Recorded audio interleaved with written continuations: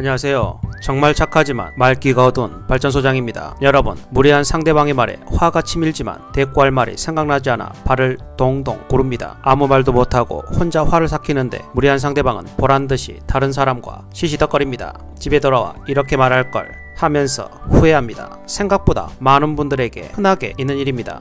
오래간만에 친구와 만나 일상적인 대화를 하다가도 생각나지 않게 이런 상황을 겪기도 합니다. 의견이 다르거나 상대방의 행동이 자신의 기준에 맞지 않는다고 생각할 때 자신도 모르게 상대방을 자극하는 말을 했을 경우 평범하던 대화가 말싸움으로 번지곤 합니다. 그런데 이럴 때 억지 논리로 말싸움을 걸어오는 사람이 있습니다. 저는 아닙니다. 아무튼 반박하기도 힘듭니다. 어떻게 대처해야 할까요? 어떻게 해야 속 시원하게 한 방 먹일 수 있을까요? 그 이야기 지금 바로 시작합니다. 여러분, 반박하기 힘든 억지 논리에 대처하는 방법을 알려드리겠습니다. 첫 번째, 진지하면 지는 거다. 말싸움하다 종종 나오는 말입니다. 상대방을 비웃을 때 사용하는 말입니다. 그런데 이런 말을 들으면 괜히 진지해지지 않으려고 노력하지 않으시나요? 이 말이 자존심을 건드립니다. 걱정도 됩니다. 티났나? 자신이 밀리는 것처럼 보이지 않을까 걱정합니다. 그런데 여기서 이상한 점이 있습니다. 이기고 지는 것에 진지한 것이 무슨 상관이 있을까요? 진지하면 지고 진지하지 않으면 이기는 건가요? 토론뿐만 아니라 논리로 설득해야 하는 대화에서 논리 대신 뜬금없이 태도를 들먹인다는 것이 좀 생뚱맞습니다. 하지만 이렇게 말도 안 되는 논리와 맞설 때 맥없이 무너지는 가장 큰 이유는 무엇일까요? 맞습니다. 그 이유는 우리도 모르게 바로 상대방이 생각하는 대로 따라가 버리기다. 상대방의 말이 무슨 기준이라도 된 것처럼 그대로 반응하는 것입니다. 상대방 의도에 말려들고 있습니다. 우리는 논리적으로 설명하지만 상대방은 일부러 논리적으로 말하지 않으려고 합니다. 우리 설명이 먹히지 않아 답답합니다. 상대방은 그 답답함에 시원함을 느낍니다. 억울해 힘들고 상처받으면 상대방은 기뻐합니다. 원하는 대로 되었으니까요. 그렇다면 진지하면 지는 거라며 성질을 돋구는 사람에겐 어떤 속 시원한 처방을 써야 할까요? 맞습니다. 바로 승부에 연연하지 말아야 합니다. 저는 논리적으로 말하는데 당신은 승부에만 연연하는군요. 상대방이 말도 안 되는 논리로 공격할 때 제일 먼저 해야 할 일이 바로 이 점을 지적해야 합니다. 특히 토론은 상대방보다 제3자인 청중이나 시청자를 향해 말하는 것입니다. 토론하는 목적은 상대를 이기기보다 청중을 설득하는 것입니다. 상대방이 진지하면 지는 거다 라고 말하는 것은 저급하게 승부에만 급급 상태라는 점을 꼬집어주면 됩니다. 이것은 상대방의 의도인 승부를 제거해버리는 초강수입니다. 이럴 때일수록 진지하게 이치를 따진 뒤 승부를 신경 쓰지 않는다는 이미지를 보여주는 게 필요합니다. 또 다른 대응 화법은 상대방의 논리를 이용하는 기술입니다. 이것은 진지하다는 말을 한 상대방 자신이 진지해질 때 역공을 펴는 것입니다. 진지하다는 것을 나쁜 일로 치부한 것에 착안해 상대방이 진지하게 말할 때 이런 식으로 공격에 나섭니다. 저기 토론을 하려는 것뿐인데 승부에 집착하셨나봐요? 왜 이렇게 진지하나요? 이 문장에서 왜 이렇게 진지해요? 를 빼고 말하면 첫 번째 말씀드린 대응 화법과 비슷합니다. 상대방이 진지하면 지는 거라고 말할 때 이 문장을 써먹는 것도 유용하다고 생각합니다. 다른 대응 화법은 다운그레이드 공격입니다. 진지한 것을 싫어한다니 더 진지하게 굴어야겠군요. 진지한 것을 상대방이 싫어하는 점에 착안했습니다. 상대방은 당신이 더는 진지하게 굴지 않기를 바라기 때문에 상대방이 싫어하는 것을 멈출 필요가 없습니다.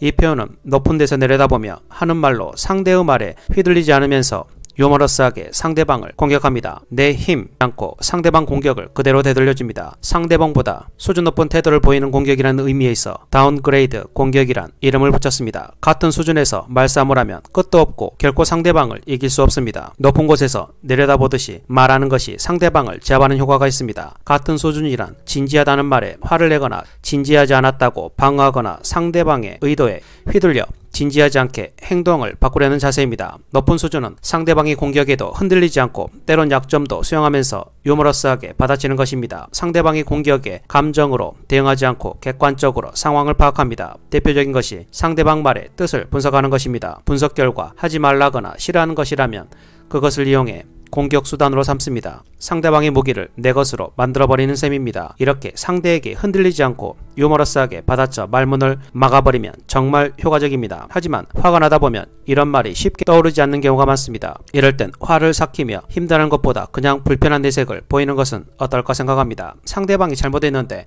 우리가 힘들어해서는 절대로 안됩니다. 상대방도 불편해봐야 하지 않을까요? 또한 말을 잘못했다는 것을 알리는 효과도 있습니다. 부당하고 배려 없는 말에 불편한 내색을 보이거나 굳은 표정의 침묵으로 대응하는 것도 아주 좋은 방법이라고 생각합니다. 두 번째, 자신 있으면 네가 해봐. 이 말에 누가 하라면 못할 줄 알아? 라며 하겠다고 나서지 않으셨나요? 말이 끝나자마자 아차 하는 후회가 듭니다.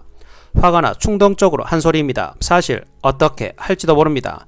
할 줄 안다 해도 굳이 하지 않아도 될 일을 뒤집어 썼습니다. 우리는 상대방이 자신 있으면 네가 하라는 말은 내 의견에 반대하거나 자신이 당연히 책임져야 할 일을 떠넘기려는 의도가 숨어 있습니다. 잘못되면 책임까지 덤태기 쓸 수 있습니다. 자신 있으면 네가 해봐라 라는 말에 덥석 하겠다고 나서면 상대방이 파놓은 함정에 빠지는 꼴이 될 수 있습니다. 그렇다면 이에 대해 우리는 어떻게 대처해야 할까요? 첫 번째, 각자의 역할을 명확히 하라.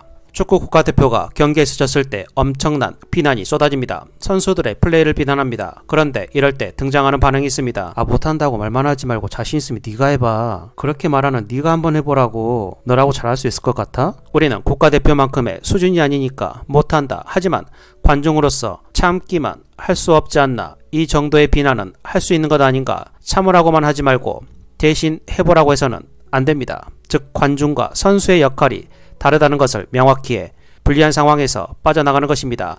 이처럼 상대방과 나의 책임이 분리되어 있을 경우 이 방법을 통해 네가 해보라고 했을 때 거절하거나 만약 하더라도 상대방이 져야 할 책임이 나에게 넘어오지 않도록 막을 수 있습니다. 두 번째, 책임 회피를 지적하라. 자신 있으면 네가 하라는 말은 책임을 회피하기 위한 발언입니다. 불평하는 사람이 있습니다. 예를 들어 본다면 학생의 경우 반장이 제대로 일을 못한다고 비난합니다. 시민의 경우 정당, 정책을 비난합니다. 이럴 때 하는 반격 중 하나가 비겁하게 남탓하지 말고 자신 있으면 네가 직접 해봐. 다른 사람을 탓하는 건 쉬워도 막상 직접 해내기는 어려울 거예요. 입니다. 표현이 달라 보이지만 자신 있으면 네가 하라와 논리가 비슷합니다. 그런데 들어보면 일리 있는 말입니다. 자기는 능력도 안 되면서 비판만 하거나 하지도 않으면서 비판만 해대는 것 같습니다. 어떤 대안이라도 낸다면 모르겠지만 좀 무책임하다는 생각이 듭니다. 맞습니다. 이런 말이 딱 어울리는 사람에게 이렇게 비판을 하는 것도 좋다고 봅니다. 하지만 이런 표현이 또 다른 용도로 사용되는 것을 보여줍니다. 자기는 제대로 일도 안 하면서 책임도 지지 않으려는 사람이 이런 표현을 핑계로 쓰기도 한다는 것입니다. 이럴 땐 대범하게 자기에게 그런 능력이 없다는 것을 인정하고 상대방이 맡은 바 책임을 다할 것을 지적하면 됩니다. 나는 못하니까 너를 대표로 뽑은 거 아니야? 뽑혔으면 제대로 일해야지. 아무래도 내가 널 잘못 봤나 보다. 이렇게 상대방이 자신의 책임을 모른 척 할 수 없게 따끔하게 지적하면 됩니다. 세 번째, 다른 사람에게 기회를 줘라. 상대방이 차지하고 있는 기회를 능력 있는 다른 사람에게 주라는 의미입니다. 상대방의 가장 큰 문제는 일을 잘못하는 것이 아니라 가까운 기회를 낭비하는 것입니다. 자신 있으면 네가 하라는 공격에 상대방이 그 자리를 감당할 능력이 되지 않는다면 다른 사람에게 일할 기회를 주는 것이 좋지 않냐는 것을 일깨우며 반격하는 것입니다. 그 일을 네가 잘할 수 있는지에 관해 이야기하면 상대방의 논리에 말려들게 됩니다. 대신 상대방이 기회를 차지하고 있고 가능성이 낭비되고 있다는 것을 지적함으로써 우리는 빠져나가고 상대방이 책임을 지게 만드는 것입니다. 오늘은 이렇게 말도 안 되는 억지 논리를 펼치는 사람들에 대한 이야기를 들려드렸습니다. 다시 한번 정리해 보겠습니다. 첫 번째, 진지하면 지는 거야. 두 번째, 자신 있으면 네가 해봐. 이런 억지 논리에 첫째, 각자의 역할을 명확히 하기. 둘째, 책임 회피를 지적하기. 셋째, 다른 사람에게 기회를 주기. 이런 간단한 방법으로 우리는 억지스러운 사람들을 잘 대처해 나가야 인생 후반전에 뒷골 당기는 뇌졸중 오는 일을 막을 수 있을 것입니다. 오늘은 이 말을 끝으로 영상을 마치겠습니다. 질병은 입을 쫓아 들어가고 화근은 입을 쫓아 나온다. 오늘도 영상을 끝까지 시청해주셔서 정말 감사합니다. 오늘 영상이 유익하고 여러분의 인간관계에 도움이 되셨다면 구독, 좋아요, 알림 설정 부탁드리고 댓글에 우리 구독자 여러분들이 겪었던 어이없는 억지 논리는 어떠한 말이었는지 함께 공유해 주시면 감사하겠습니다.